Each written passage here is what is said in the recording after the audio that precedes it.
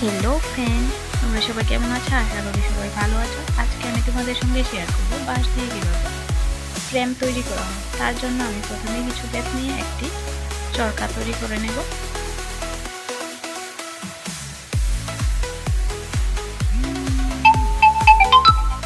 চরকার একদিকের বেতগুলি খুবই ছোট আর অন্য দিকের বেতগুলি একটু লম্বা।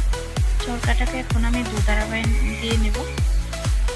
তারপরে যে ছোট্ট বেতগুলি আছে তার উপর লম্বা বেতগুলিকে যেভাবে আছে উপর উপর করে একটু ঘুরিয়ে গুজিয়ে দেব। তো আমার প্রায় গুজানো শেষ হয়ে গেছে। এই দেখো, তোমাদের কাছে ফ্রেমটি কেমন লাগছে কমেন্ট করে জানিও। এই ফ্রেমগুলি অবশ্য ডেকোরেশন কিংবা আয়না ফিট করার কাজে ব্যবহৃত হয়। অনেকে আবার এগুলোর মধ্যে হাতের কাজ বা পাখাও তৈরি করে।